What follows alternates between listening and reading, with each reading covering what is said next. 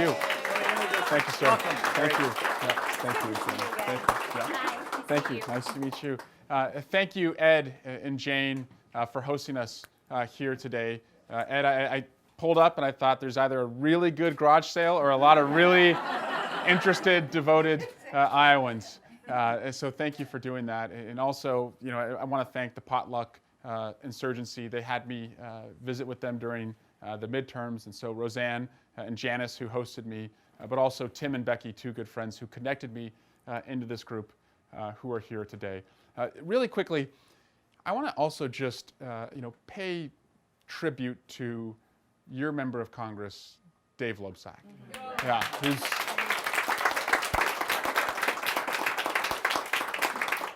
Dave is retiring, and it's going to be hard to lose him, especially seeing that his commute just got a lot better now that Abby Finkenauer and Cindy Axney are on the plane with him when he flies to Washington compared to what he had before.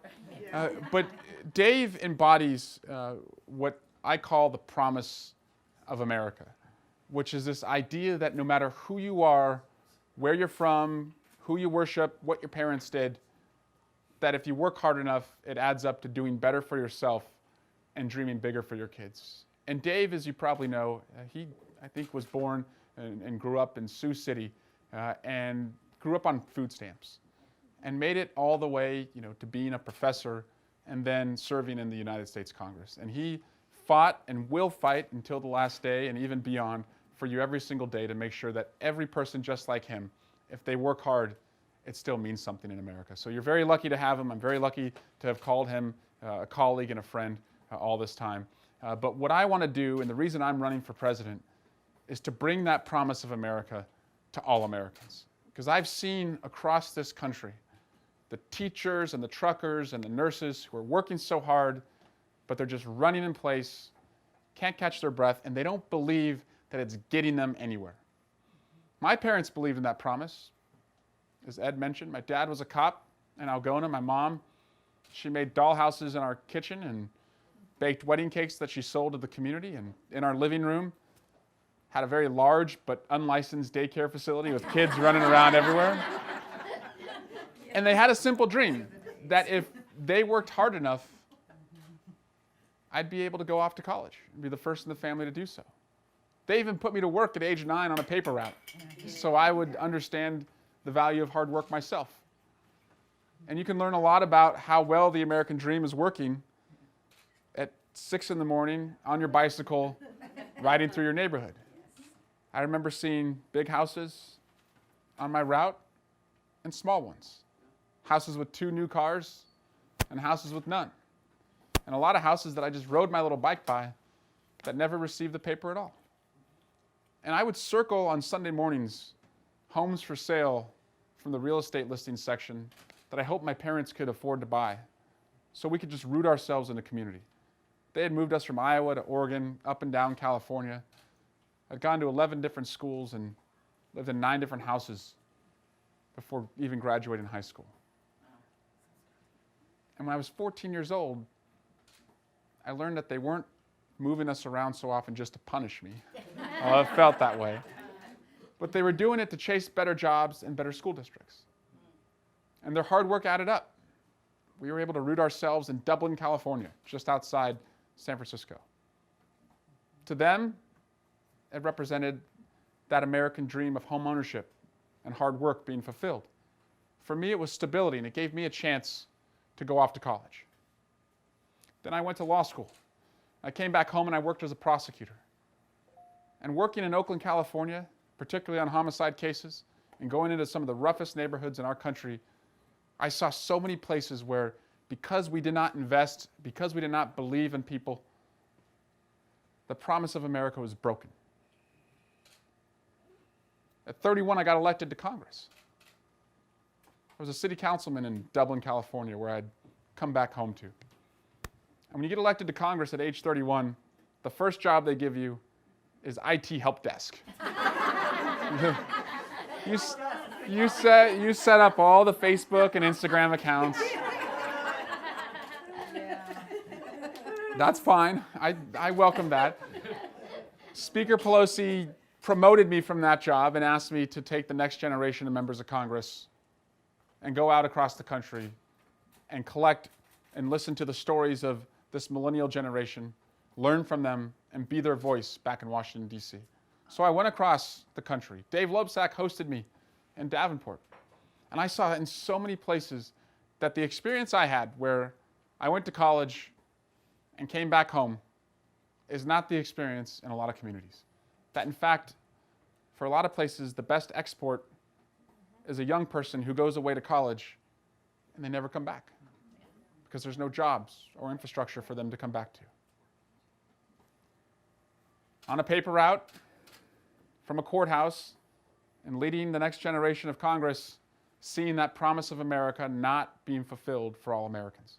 But yet, just like you, I hear a president who says, stock market is at an all-time high, GDP continues to grow, and yes, we think, well, he just told two truths in a row. First time ever. But you know and I know that those numbers are not the economy. The economy is you. It's our neighbors. It's our family.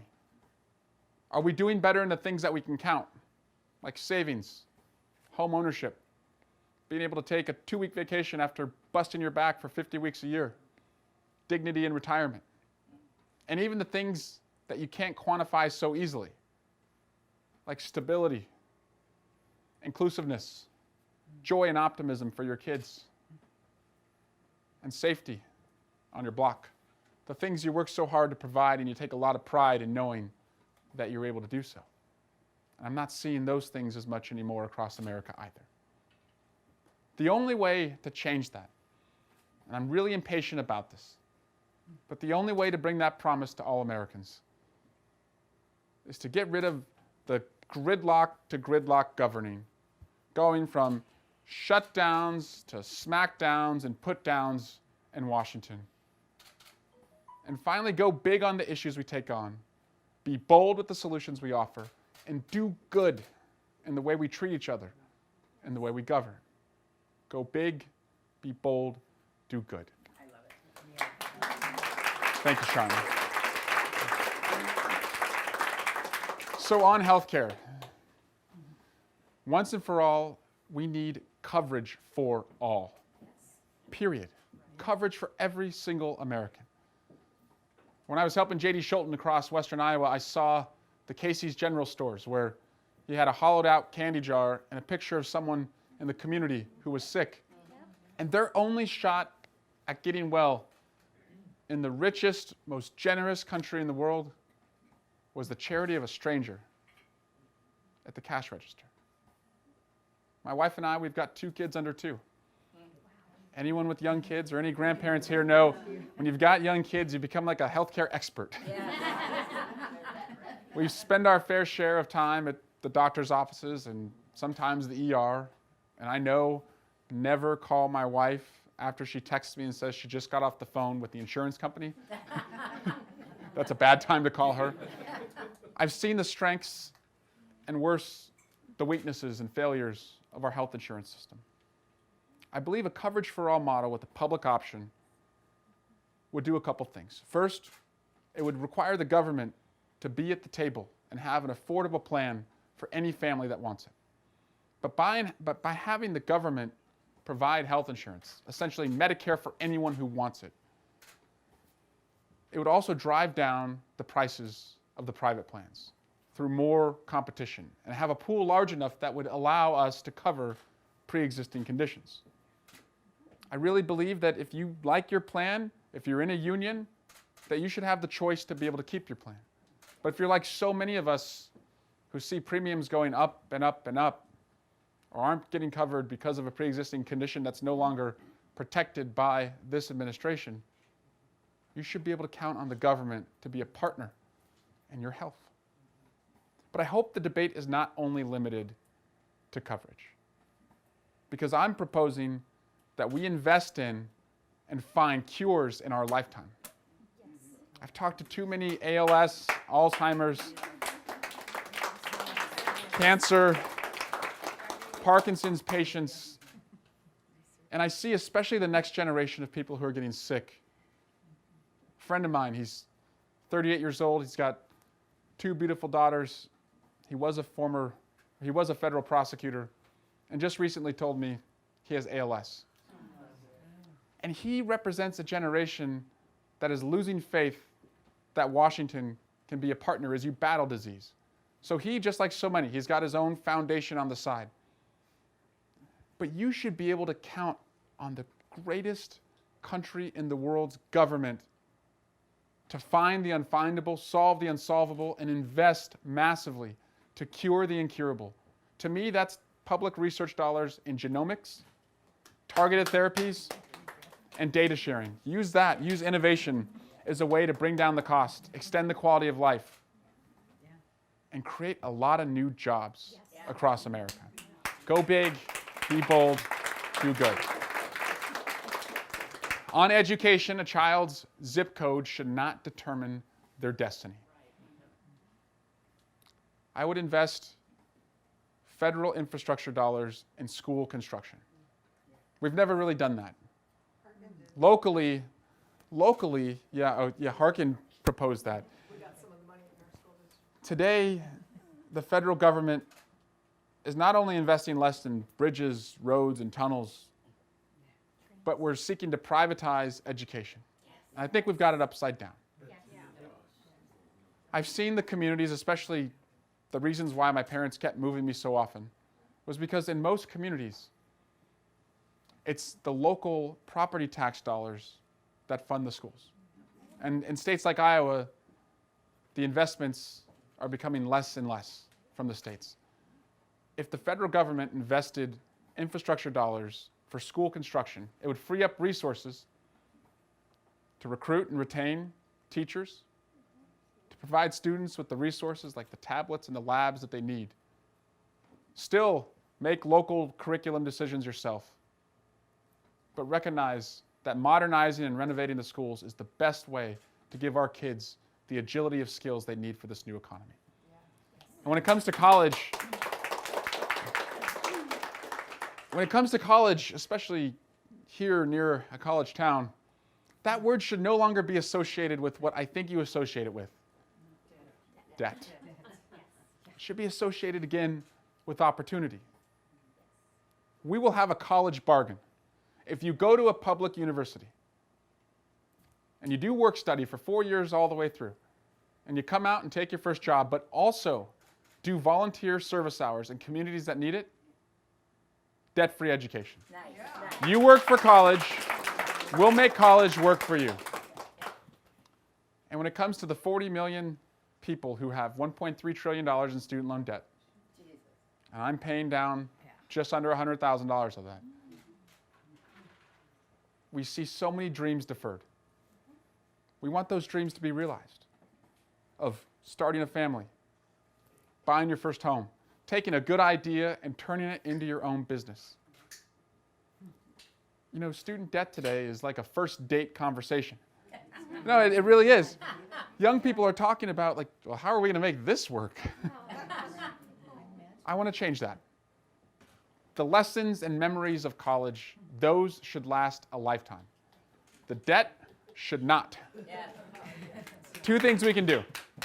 One, the government should not make a single penny off the loans of student loan debt. Period.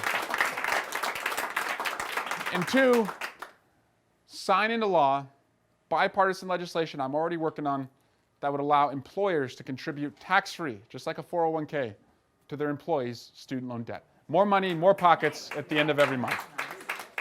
Go big, be bold, do good. On the environment. First thing I would do on the environment as president is host in the United States the next climate accord. Thank you. We'll get back in it. And we will lead the way. But also get rid of this false choice that you probably hear when you talk to your friends who work in the fossil fuel economy.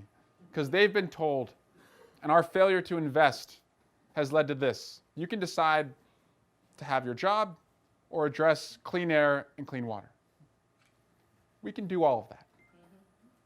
First, we can deploy technologies that already exist by scaling them up in carbon capture, carbon sequestration, and carbon reuse. Put them at those fossil fuel sites, bring them down to carbon neutral. Do that immediately. But also invest in, funded by fossil fuel companies and government investments, a skills bridge for the next generation of workers to go into the green collar economy of wind, solar, alternative fuel cells, and by 2030 be a country that has 50% renewable output. Yep. Go big, be bold, do good. And when you address climate change in America, it will no longer start an argument. It'll just start a workday. Yes. Yes. Finally, on gun violence, and thank you. I saw at least one Moms Demand Action member here in Linda. Born in Western Iowa, my dad loved to hunt pheasants. Then deer as I got older. My brothers are cops. A couple weeks ago, I took a bunch of our veterans in my district out to the shooting range. I like to shoot. But as a prosecutor, I saw what happens when the most dangerous weapons ended up in the hands of the most dangerous people. My coming to Congress moment was Sandy Hook. I was at congressional orientation. And like you, I was horrified about the loss of those beautiful children and their teachers. And like you, I had hope that we as a country would finally do something to end gun violence. We had thoughts and prayers, a moment of silence, and then a lot of moments of inaction. And then Charleston, nothing. San Bernardino, nothing. Orlando, Las Vegas, Santa Fe, nothing, nothing, nothing. The same ritual of loss, grief, shock, anger, and then inaction, just thoughts and prayers in Congress as an alibi for doing nothing. And when Parkland happened, I thought that same ritual would occur. But out of unimaginable grief, the students and the parents picked themselves up and they organized. And you told them you had their back. And they marched. And you marched too. You went from the town squares to the town halls, all the way to the ballot boxes. And they beat, you beat, we beat 17 NRA-endorsed members of Congress. We did that.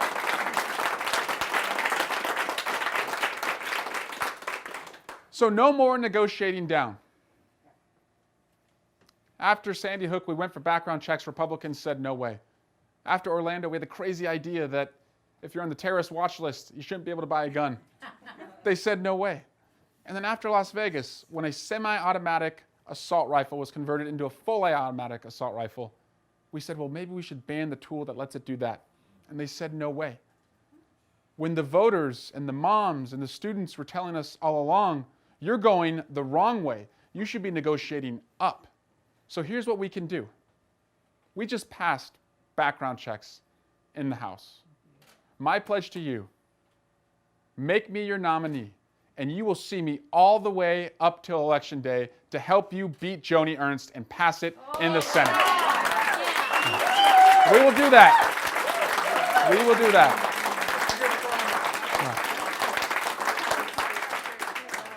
But in that spirit of going big and being bold and doing good, some weapons belong only on battlefields.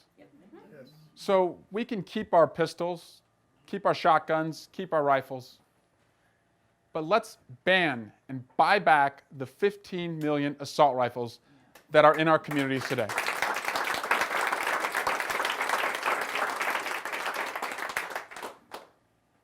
And invest in the mental health resources that our schools need for our students to identify in each other, anyone that needs to be well and needs resources, and for teachers and educators to do so for each other and for our kids. Go big, be bold, do good. That's my pledge. That's how we bring the promise of America to all Americans.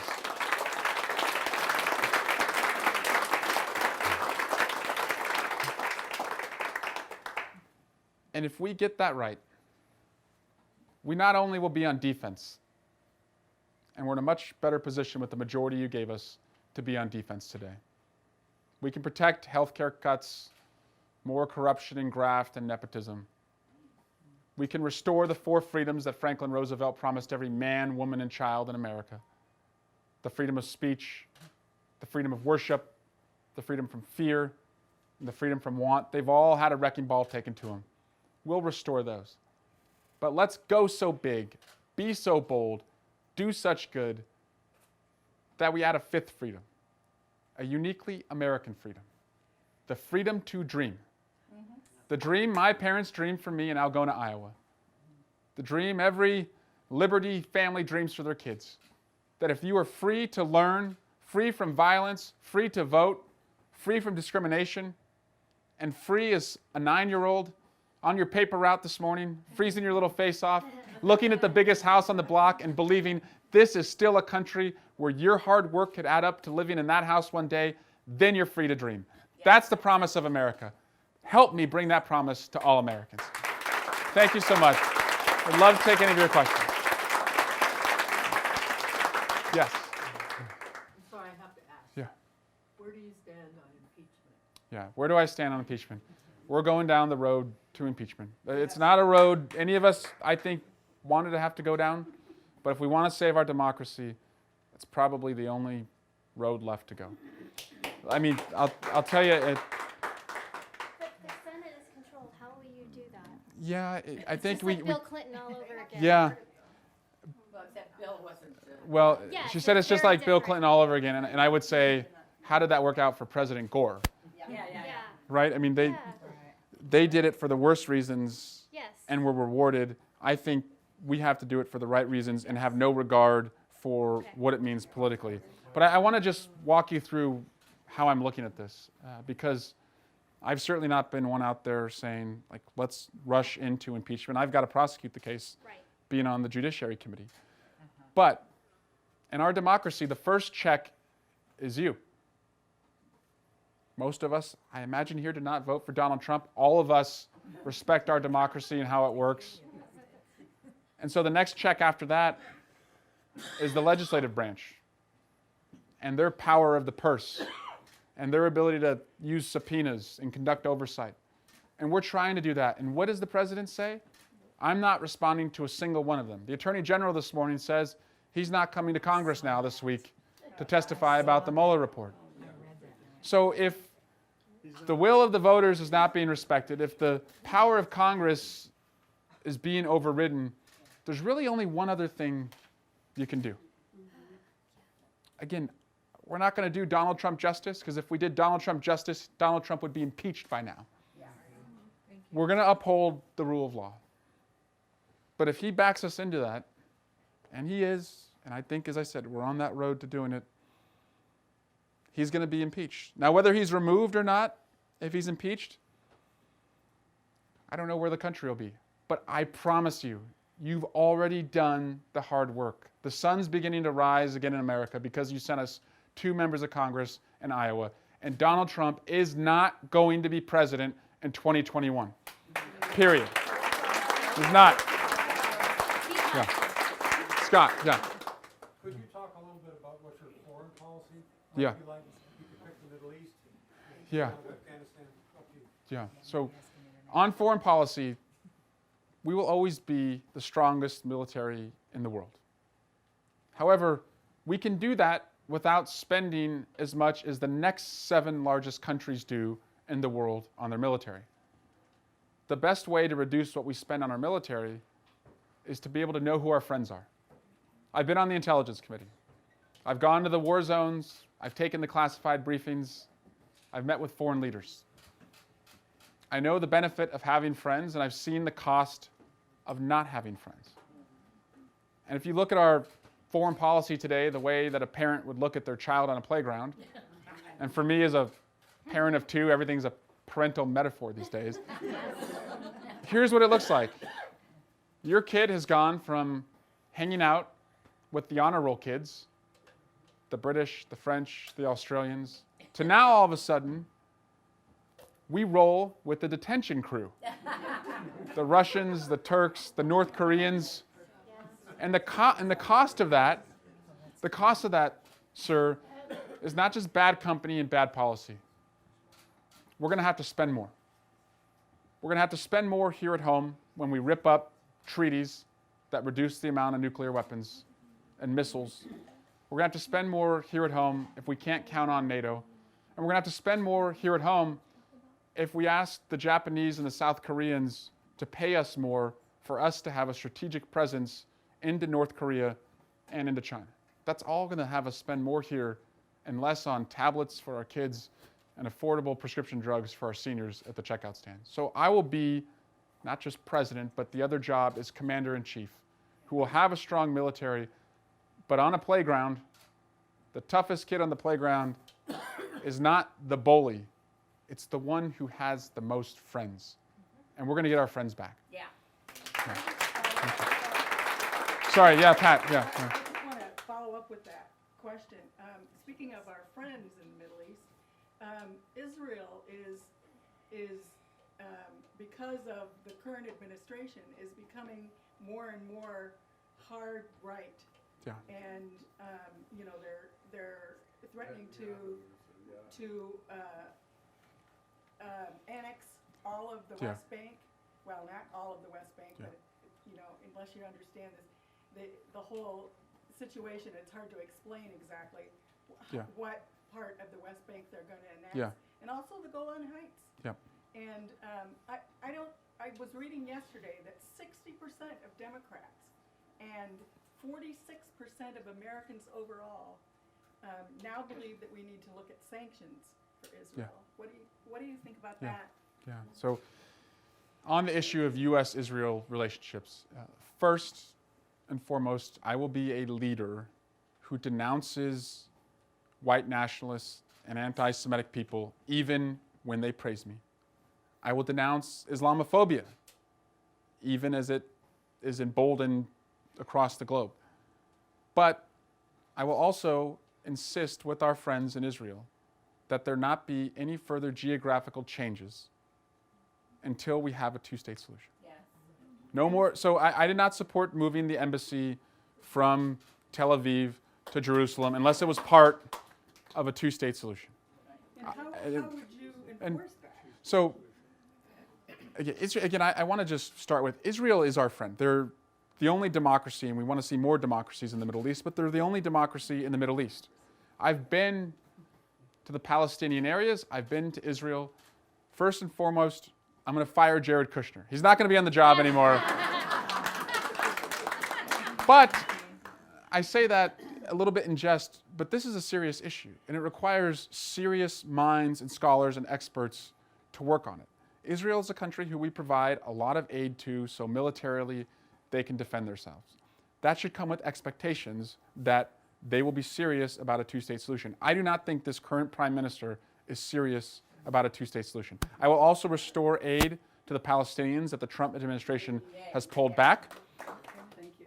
But I will also expect the Palestinians as well. They're going to have to sort themselves out because right now you have a fracture between Hamas and the PA. And if the Israelis are going to be able to negotiate, they need to know who is speaking for the Palestinian people. I think giving them economic opportunity would root out Hamas, who is, I think, too often themselves conducting terrorism when the overwhelming majority of Palestinian people want peace and security and live in the same land as the Israelis and could harness the resources of that land if they had that opportunity. But it takes leadership on this issue. And all we get from this president is divisiveness and trying to use showmanship as a way to lead. Yeah. Thank you. Yep, thank you. Yes. Yes. What about our neighbors in North America, Central America, Yeah. and South America who get almost no attention whatsoever? Yeah. You know, on the issue of immigration in particular, immigration and trade are the two issues I think that tie us all together of, Canada, Mexico, Central and South America. First on immigration, I wouldn't just go to the border, which is what the president has done. Again, showmanship versus leadership. I would go beyond the border. And a real leader would convene the president of Mexico, presidents of South American allies of ours, and look at what's going on in Guatemala and Honduras and El Salvador. Because you have to understand that if a mother is willing to bring her babies thousands of miles north through a hot desert with no food and no water and no shelter, doing that and going along that journey must be safer to her than what she's leaving. And unless we understand what she's leaving economically and security-wise, people like her are going to keep coming. And the best investment for us to make, I think, would be a Marshall Plan for that area to invest in economic opportunity and security for the people so that people can stay. They don't want to come to America. They want to stay in the country that they know. But that takes leadership. And so I would work with those countries so we can invest in their security. And I actually think that would cost less than any wall you could build or any resources you'd have to devote to adjudicate more claims on the border. But that takes long-term planning. And right now, we just govern crisis to crisis. Well, we're also losing Yeah. neighbors like China and Putin who are making moves in our neighborhood. Say that again, ma'am? China and Russia Yeah. are making moves in our neighborhood, and they've Yeah. been doing that for a Yeah. long time. China's been investing like crazy. Trump says, Yeah. you can't build a vehicle manufacturing thing in Mexico, and makes Toyota pull out, and Yeah. then China puts a car factory in there. And we used to sell Chevys and Yeah. Fords like crazy to Latin America. Those were the favorite trucks of Latin America. Many of them were built there. GM used to have people down in South America who were running operations down there for GM and whatever. Yeah. And we walk away from that and we leave that open to China and Right. Russia to do the things that we don't really Yeah.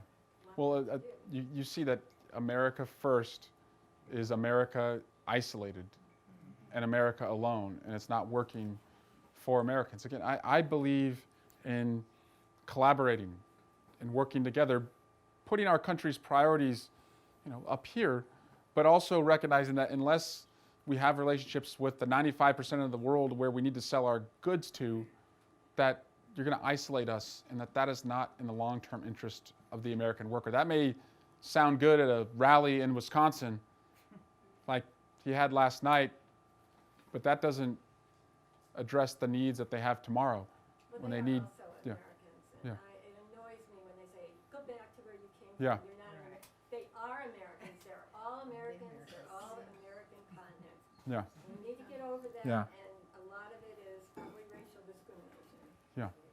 And we need to deal with that. Yeah. And again, last night in Wisconsin, I mean, who he was speaking to, that small group of people, does not represent all of us, all of Wisconsin. Again, he just panders to grievances. People who really are counting on higher wages, lower healthcare costs, and a brighter future, but he stokes fear. He pours gasoline on the fire and wants us to turn against each other. That's why I think we need a president, when he or she sees suffering, their first instinct is to heal. When he or she sees our country in devastation from a natural disaster, your first instinct is to rebuild.